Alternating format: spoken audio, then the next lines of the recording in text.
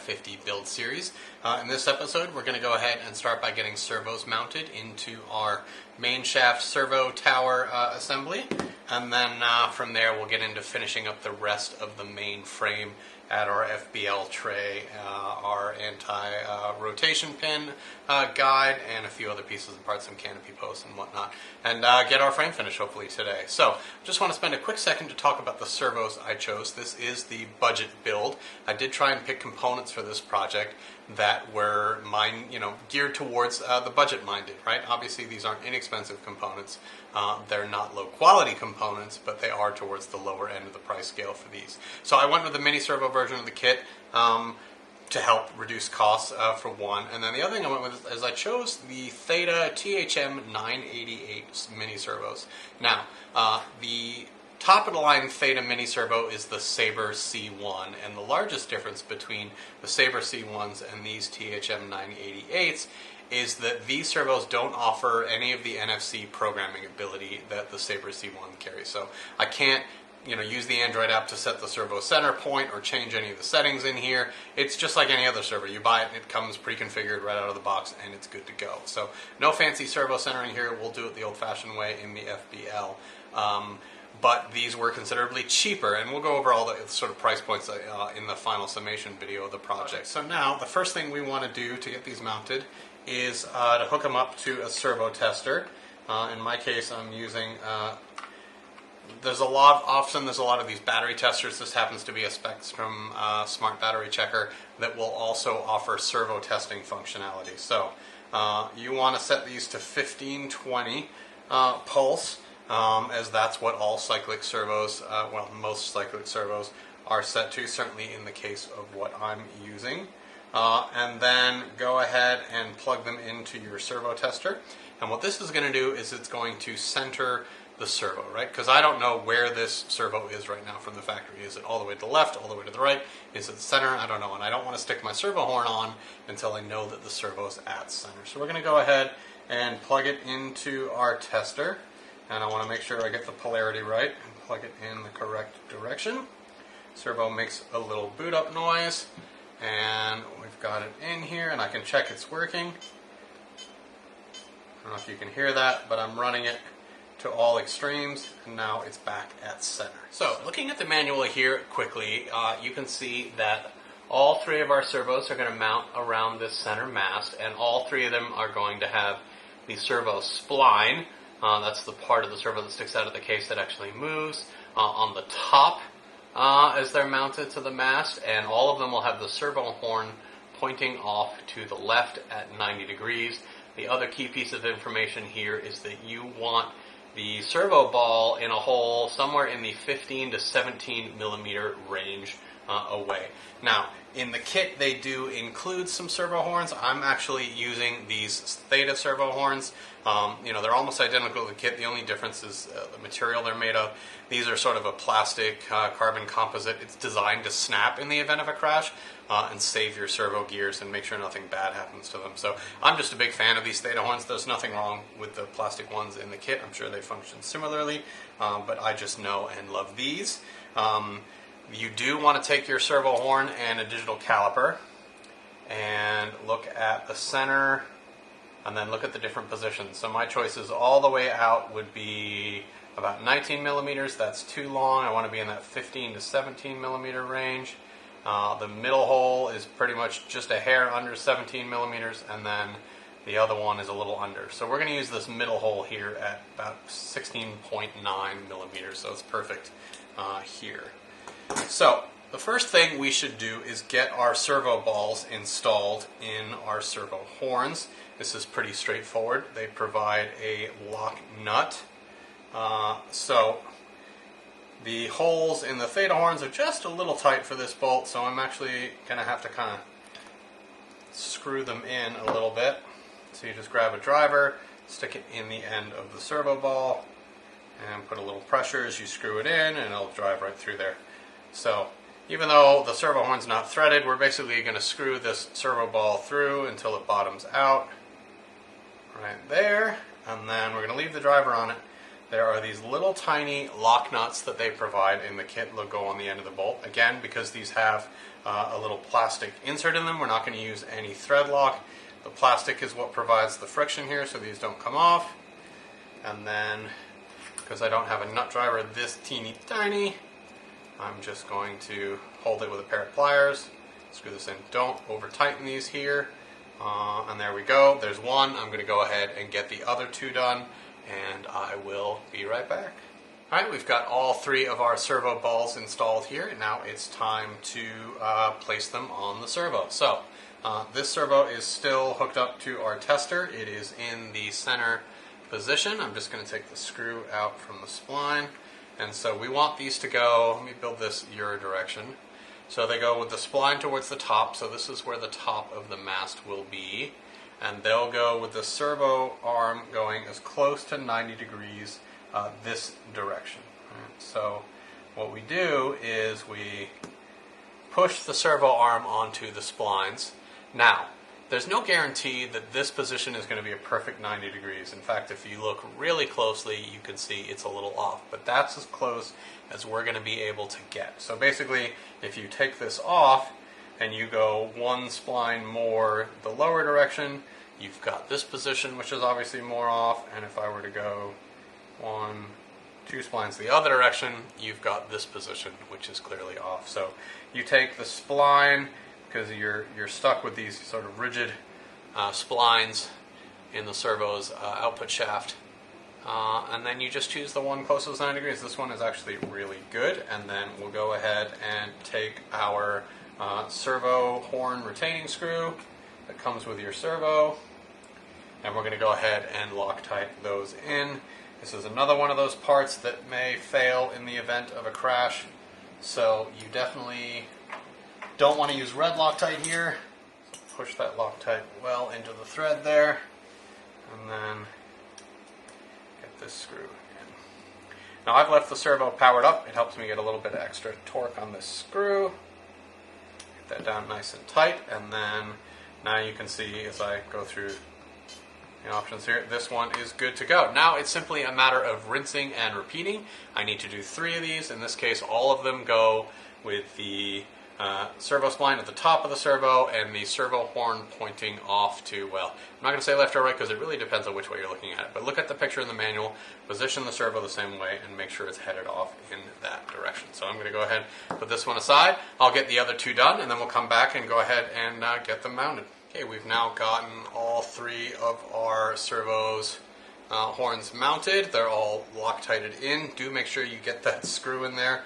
There are plenty of stories of people missing that screw. Keep your servo tester handy because we're probably going to get to the tail servo tonight as well. So we're going to want to be able to plug those in. I like to leave the zip ties on the wires, by the way, because it's going to be a while before we get to servo wiring. So keeping those wires neatly out of the way is very handy. Alright, so looking at the manual, you can see that we'll use 4 bolts per servo.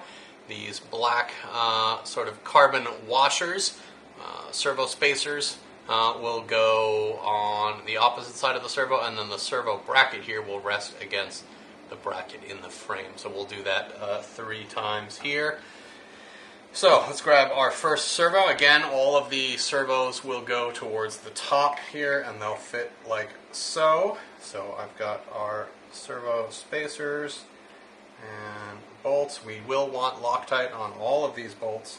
I'll take you through one of these servos, and then I'll go ahead and mount the other 2 and report back if there's anything weird in here. But what I like to do is I take one servo saver, get the one screw Loctited, oops, and then just get this screw started. And again, I keep all 4 of these screws really loose. And I'll do one of the bottom screws next. Usually the opposite corner is what I head for. And I will say, mounting these servos in this subassembly outside of the helicopter makes this a lot easier than some other helis I've built. It's not bad so far, but maybe I shouldn't speak so soon. We'll see when we get to the 3rd servo if it's tricky to fit that one in. And we're just going to add the last 2 screws. Okay, so right now I have all 4 of these bolts really loosely just in here, and you can see there's quite a bit of play in the servo. Now, in some other builds I might use some little servo spacers to try and get these, servo locked before I tighten it down, but we're keeping it low budget and simple on this one. So all I'm going to do is I want to do the same thing to all 3 cyclic servos as I install them. And that's before I tighten the bolts, I'm going to push them down towards this flat base here, and I'm going to push them this way in towards the main shaft. So I'm pushing down and in. And I'm going to do this to all 3 servos. And I do it because I want consistency in their height and in their left to right spacing. I want them all to be the same. So now that I have the servo pushed down and in, I'm going to go ahead and tighten all 4 of these bolts. Don't go crazy tightening this. This is just soft aluminum. It's really easy to strip it out. You just need to kind of reach the point of snug and then go maybe 1/4 to a 1/2 turn more. It's kind of a feel thing. Don't go, crazy doing it. As you can see, once you get those tightened, the servo's not going anywhere. So there is servo number 1. Let's go ahead with servo number 2. Okay, same thing for servo number 2. I'm going to push down and in towards the center. So down and in towards center. Okay, 2 servos done. Now let's go with servo number 3. Okay, so with our main servo assembly, main shaft piece all done and ready to go, it's time to merge this with the frame. And I will say, this feels really solid. Like, it's a nice little piece of engineering. It's, the block here that supports the bearing block main shaft stack here and all the servos. It feels solid, and I'm sure once we bolt this thing into the frame, it's going to feel even more solid. So we're going to go ahead at this point and bring our frame assembly over. The portion with the logo is going to face towards the back of the helicopter here, and we're going to start getting this in position here. And you can kind of sight through the frame here to see where this goes. And if we take a look at the manual, let's just get some confirmation as to where this goes, and you can see the bolts we're going to put in here go at the front position and the middle position. This third position back here we're going to leave open for now. I'm sure there'll be something that bolts into here, maybe a canopy post is my guess. But the 2x3x6 will go on the front of the tray, and it's obvious which holes, once you get it sort of laid out, that it'll go into. So if you take a look here, it's going to be, our bolts are going to go through this hole right here. So here, and then here, and this is where eventually something will go into the third hole that bolts into that tray, and you can see the logo heads towards the back there. So I've just got this kind of loosely sitting here. Let's get some Loctite on our bolts. I'm just going to bring these 4 bolts around to the front and restock our Loctite a little bit here.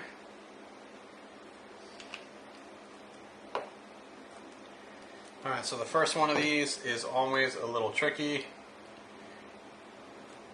And again, I know I'm a broken record, but in any cases where we're inserting multiple bolts into something, we're going to do the first one and leave it very loose, and then we'll get all 4 bolts in before we tighten a thing. And I will add, what I do like about this sort of main shaft stack column here is that your upper and lower bearing blocks are pretty much guaranteed to be in alignment, as they're captured in this, milled metal assembly. So,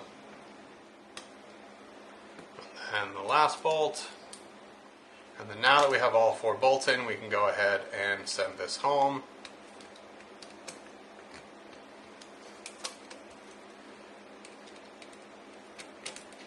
Okay, and now we have our servo assembly and main shaft linked with the rest of the frame. So we've got, again, just 2 bolts on each side, the M3x6s. Let's take a look at the manual and see what's coming up next.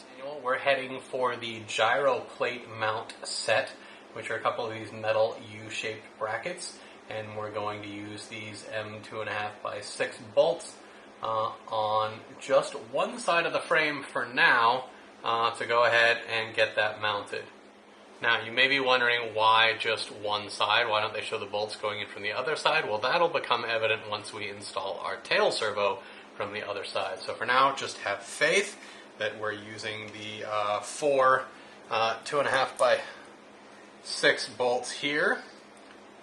Alright, so I'm going to tuck this aside for just a minute, and then we're going to start getting these are the two bracket pieces.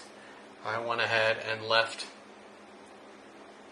all of the screws in them. I'm going to go ahead and pull them out now, and you can see you've got 4 of the 8mm bolts and 4 of the 6mm. So we'll tuck our 6s together. We're going to put the 8s aside for now. So we've got our 2 frames here, and then we've got our 4 bolts. Let's pull the heli frame back in here, and these are going to go in here.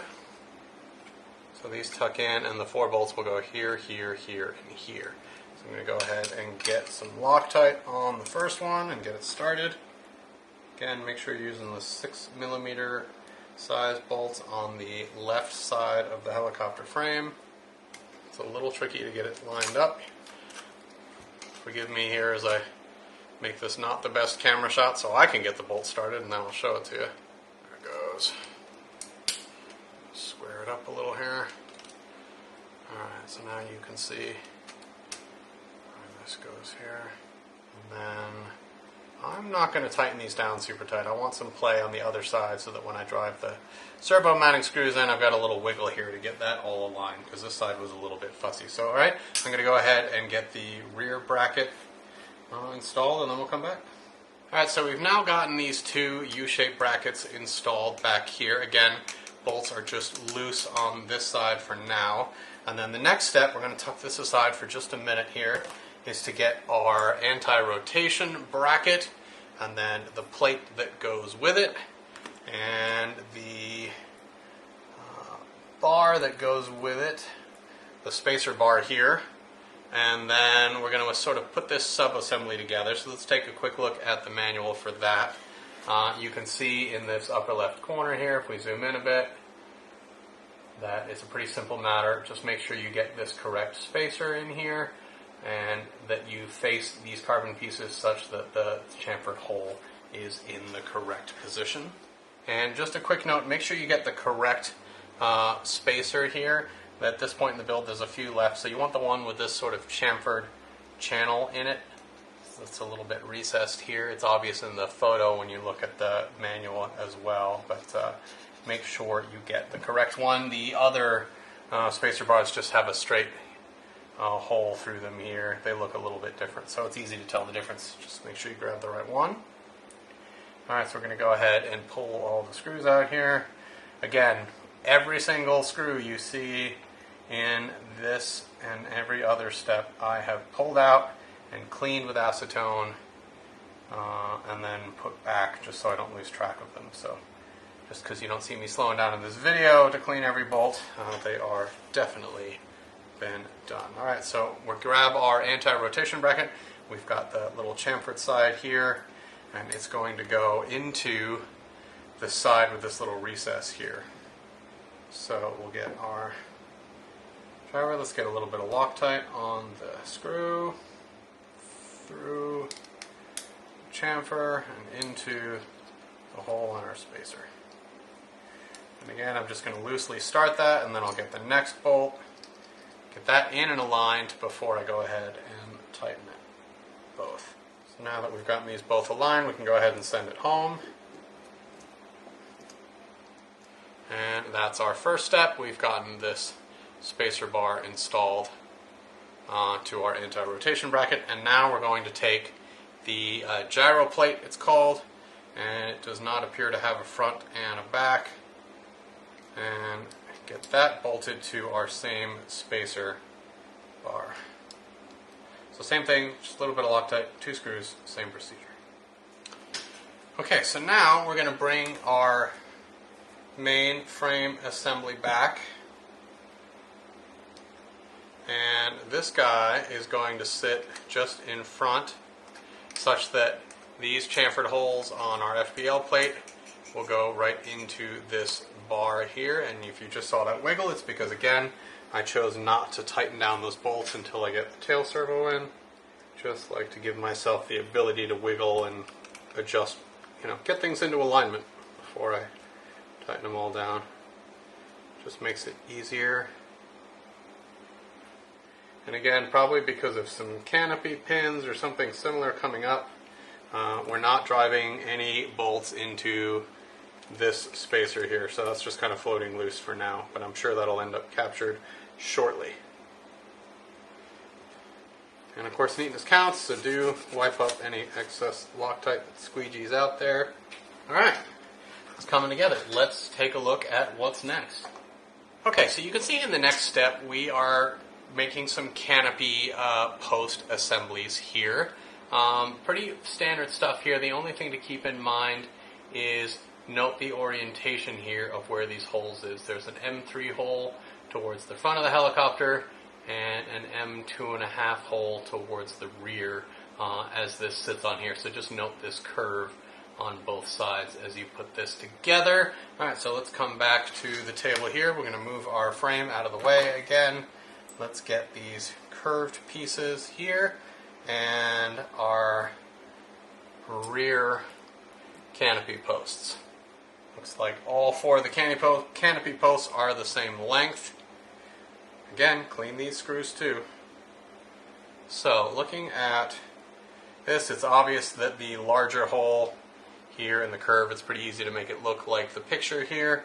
So the bolt's going to go through this top hole here, but I'm going to go ahead and get some Loctite on it first.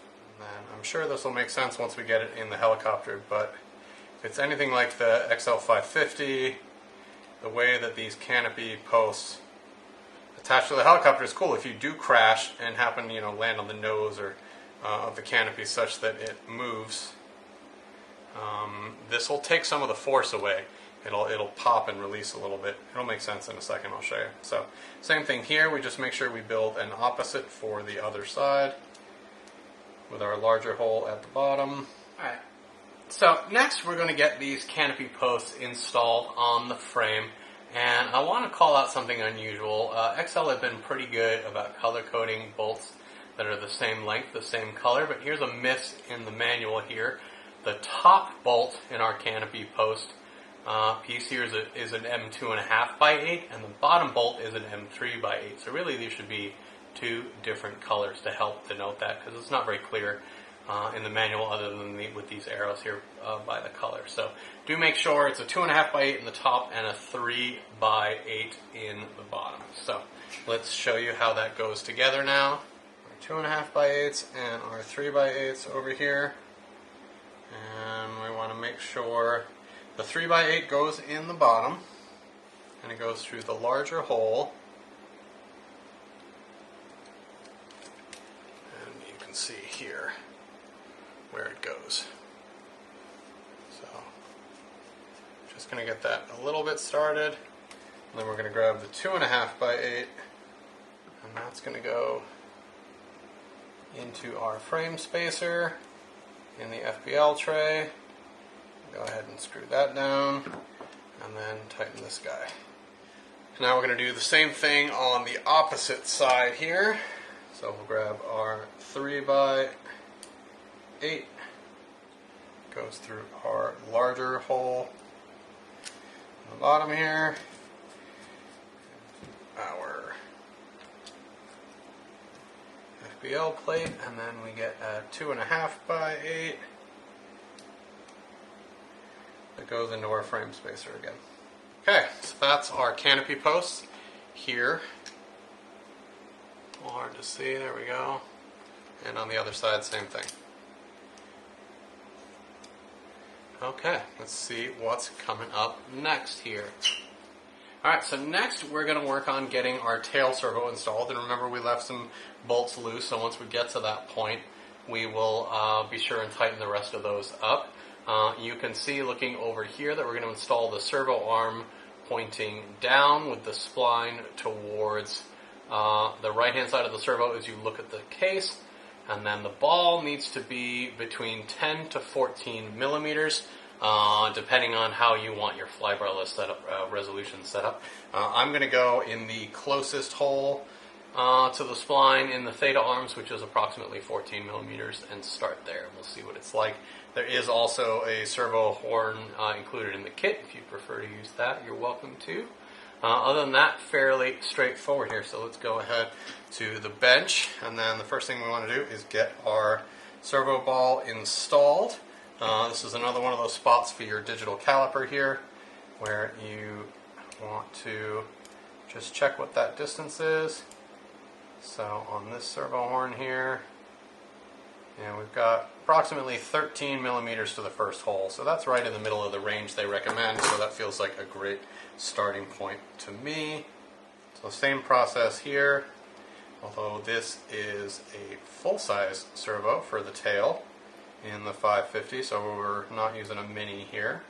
Same thing, I'm going to use pliers to hold that nut and then secure the ball. Don't go crazy over tightening that. Alright, so we've gotten that done. Let's pull our tail servo over. So, for tail servos, this is a nicer tail servo that I chose. This is the Theta Razor T1, and it is Theta's top-of-the-line tail servo. I'm just a really big fan of this servo. I've had great success with it in a number of 700s and 600, and I'm just a really big fan. There is a low-profile version of this servo from Theta that you could use, but I just, when it comes to the tail, I wanted to splurge just a little bit. We've had some savings. When we get to the ESC, you'll see we saved a considerable amount of money over some of the other options on the market, and some of those savings went into this tail servo. And it's not extremely expensive at all, especially if you get it on sale. So we're going to plug this into our servo tester again. Now, tail servos run at a different pulse setting, which is the way it's communicated with by the flybarless unit, than a cyclic servo. Cyclic servos generally run at 1520 pulse and tail servos at 760. So I've set my servo tester to 760, and then I'm going to go ahead and plug the servo in, and then I'm going to give it a quick test. That's working just fine. And then we keep the manual out and we set our servo such that it looks just like the picture, which to me says that with the servo center, the servo arm points down as close to 90 degrees as possible. So I'm looking at those same choices between splines to see what's the best choice, and I think it's going to be right here. Just wiggling this onto the arm, there we go. So you can see from your perspective to look like the manual would be like that, and then when I flip it to me, that looks great. Alright, so I'm going to go ahead and get some Loctite on the servo screw and get that sent home. If you forget Loctite on these very important servo screws, the servo horn will vibrate off. It's just a matter of how long it takes that process to happen. So definitely make sure you get Loctite on these. Alright, so this servo's powered up. I'm going to go ahead and force it as hard as I can with my finger. Not as hard, but very hard. It doesn't make any noise. These servos are amazing. Alright, so that is our servo. We can now disconnect it from the tester and power that down. We're all done with that for the build, and we've got our tail servo ready to install in our frame. So now the way the tail servo will go, with the arm pointing, it's going to sort of wrap in here so it points down towards the skids, and we will take our servo spacers, and these are a different size spacer than the ones for the mini servos, obviously, and our 4 2.5 by 10s will come through all of this and go into that U-shaped bracket that we put in a minute ago. And I'm always impressed when brackets and parts of the helicopter multitask, right? So those brackets hold up the FBL mount. They also grab the tail servo, and they, also help hold the frame together at the top here. So it's just, and it's obviously a great way to save weight when you can make everything in the helicopter take care of more than one thing. But I just, I marvel at the fact that at one point this was a blank canvas, and someone was staring at it, scratching their head, and going, all right, so I want to minimize the number of parts, I want to minimize the weight, what do I do? and sits there in CAD and comes up with all these solutions. So hats off to you, Raw, for putting together what has been a pleasure to build so far. Raw Kaboon, and I may have pronounced that incorrectly, and I apologize if I have, but is the man behind XL Power, who designs, as far as I know, all their helicopters. I'm sure he has some help, but he does a great job. Alright, so now I've got all 4 of my screws in here loosely. Let's go ahead and tighten this down. And since the tail servo isn't working in conjunction with any other servos, I don't really care whether I push down on it or whatnot. It's just going to work from wherever it is and be just fine.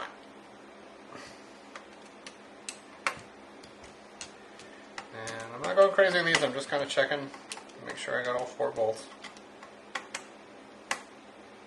Okay, and now our tail servo is now installed in the helicopter.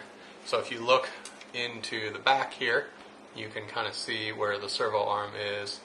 And just like on the Spectre V2, our pushrod is going to run on top of the boom, which is a little unique to the Spectre V2 and now the Nimbus 550. Not unique in the hobby world, it has been done before, but it's just a little bit different. Alright, let's see if there's anything else left, and it sure looks like there is.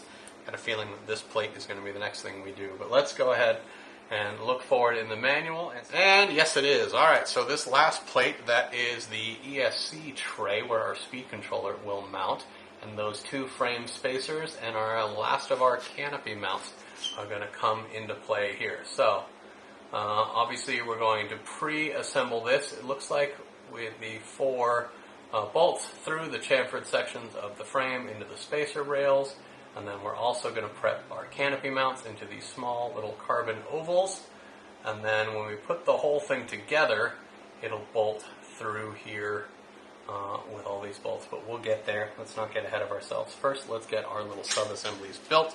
So again, we're going to tuck the helicopter out of the way for a minute. And we've got our little carbon ovals. We've got our canopy posts, our frame spacers, and our ESC tray. It's always exciting when you start to see a smaller pile of parts over there. And I will say the parts count in this helicopter is extremely low, which is cool. It was a little shocking when I unpacked it, and granted I've built, I think the last 3 helis I built were all 700s, so it's a little smaller in general, but still, it's was shocking to see how small the pile was. Okay, again, all of these screws have been cleaned, so we're going to get our frame spacers lined up, and then we're going to get our little screws here with fit into these chamfered holes. And we'll get these on first. And you know what I'm going to say next? I'm going to say get all your screws in first and then tighten them down. Speaking of which, we didn't go back and tighten down all of those bolts on the other side. So we'll do that when we come back to the frame here. Same thing here, 2 more bolts. Okay, so that is the ESC tray with our 2 frame rails attached. It used to be that XL Power would put logos on a lot of these frame spacers, but they haven't here. But so you don't have to pay as close attention as you used to make sure you got the logo the right way up. So just pulling the bolts out of these canopy spacers. These 2, the holes are the same size, just triple checking. One of the things that I do wish is that a lot of times these canopy posts sometimes have a hole in them that you can stick an awl through to sort of help hold it steady while you tighten things. And I kind of wish it still had that, but that's okay. We'll be fine without it. Okay, so now we've got our 2 little canopy post sub-assemblies and our ESC tray. It's time to bring the frame back over and get all of these things put together. So you can see that there is a little bit of an overhang after the frame rail here, and that overhang is going to stick out the front of the helicopter, like so. And we'll get that loosely lined up. And then we've got a 2.5 by 6, well, 2 2.5 by 6s and 2 2.5 by 8s. The 2.5 by 6s will go in the holes towards the front. So we'll start with those. That'll help get things aligned. See if I got lucky. I did get lucky. Okay, so there's one. And then we'll get our other side done. So this is going to go here.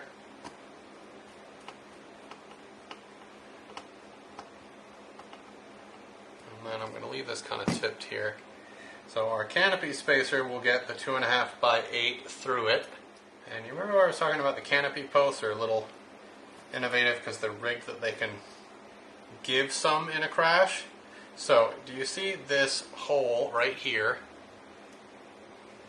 That is where the bolt head from the back side of the canopy post will go. It just loosely fits in that hole, and then this 2.5 by 8 will go through that carbon oval and into the frame rail here. And then I'm just going to go ahead and tighten that down, and then I'll tighten the front bolt down as well. So now if the canopy takes a serious hit, this carbon will actually have enough give that this will pop out of that hole. And you know, anytime you absorb a little bit of shock in the event of a crash, it can help reduce some damage. You know, it's no different than like crumple zones in your car, right? They absorb some of the energy of the crash and help reduce the total carnage. So same rodeo on this side. Bolt head hole in the big hole there, and then tighten that guy down, and then tighten that guy down. Alright, now I haven't forgotten. Earlier when we were getting this whole FBL tray installed, I did not tighten these screws into the frame, those U-shaped metal frames, so I'm going to go ahead and send those the rest of the way home now that everything's aligned and locked in. And sometimes a nice thing to do as you're building, if you have these little things that you mean to do in 5 minutes or in an hour,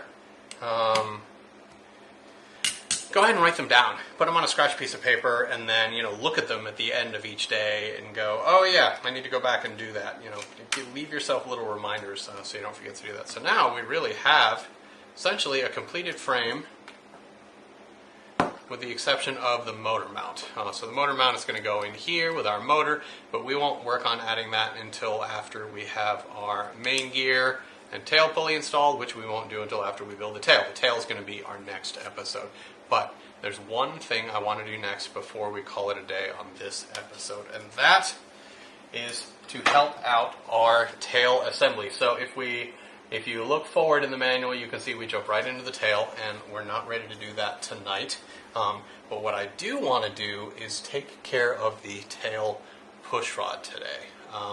The reason being is that the epoxy that we're going to put on the ends here is going to take a solid 24 hours to fully cure and be at full strength. So if we take some time now, we get our tail pushrod built and just let it sit on the workbench behind me for a whole day curing.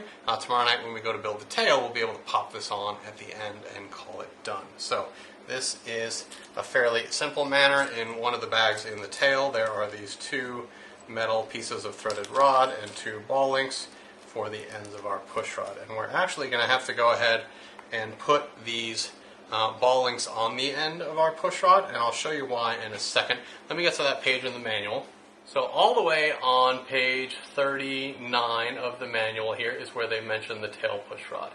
They say, apply a film of slow curing epoxy. Some guys will tell you to use CA adhesive. I don't recommend that at all. I think it can get dry, brittle, and crack and break. JB Weld is a very popular choice that I certainly endorse. I like to use Bob Smith Industries 30-minute epoxy. It's never failed me yet, knock on wood.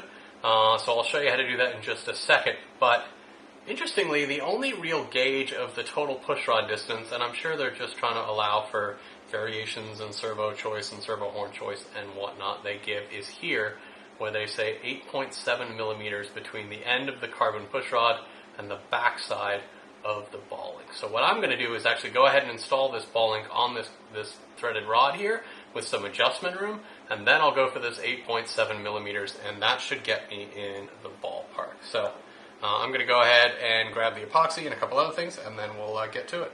Okay, so we've got all our supplies. We've got our 2-part epoxy. We've got a little bit of blue painter's tape. We've got our push rod. Now, I've gone ahead and screwed the ball links onto these two pieces of threaded rod they provided us.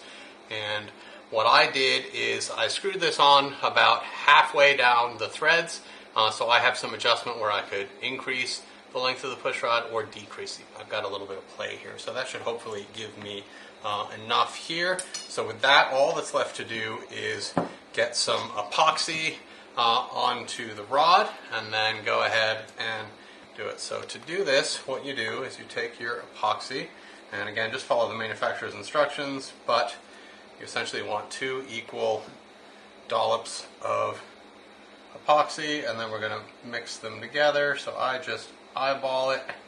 Some guys like to get even fancier, do it via weight. There's a little bit more of one than the other, so I'm going to add just a little bit more.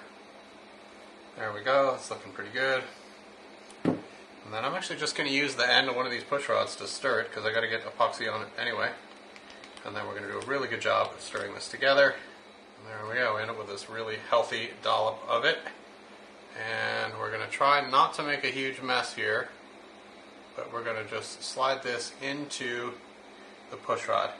And we're going to kind of move it around a little, get a little more in as best we can. We want a nice buildup of epoxy here, even such that we get a little bit of a fillet here. I'm just going to keep that off the workbench. I'm going to get my digital caliper and set it to 8.7 millimeter, which is the distance in the manual they list. There we go, close enough, 8.69. And then what I'm going to do here is take some blue painter's tape. And I do this because sometimes in the epoxy, as it's curing, this will actually walk, meaning it'll slide in or out. So I want to set it precisely to 8.7, and then I'm going to tape it. So from there to there, 8.7. And now that I know that's good, I'm going to capture that with painter's tape. And now I know that that distance won't alter. It's still, you can actually see it through the tape, 8.7. And we're going to carefully do the other side as well. So get our push rod nice and gooped up, the epoxy all in that rod, and then do another application. I want to make sure we got loads of epoxy in here, all gooped up. There we go. Let that shake off. And then we're going to set it here for 8.7, just like on the other side. Grab our painter's tape and do the same thing again. I'm going to double check it here.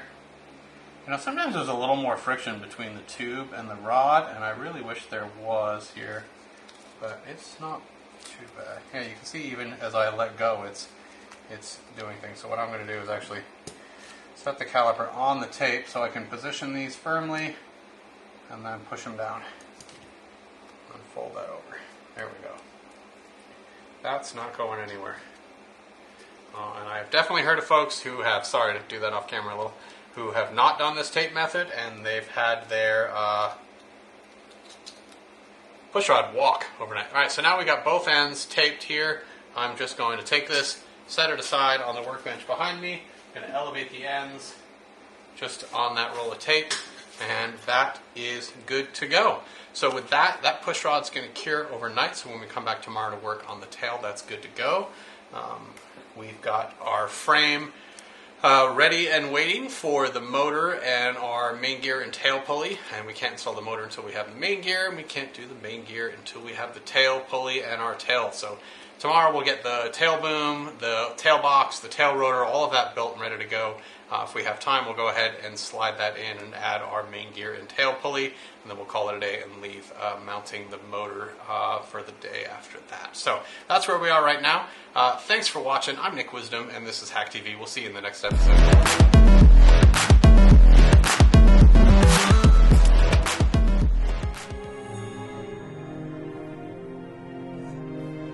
Direct!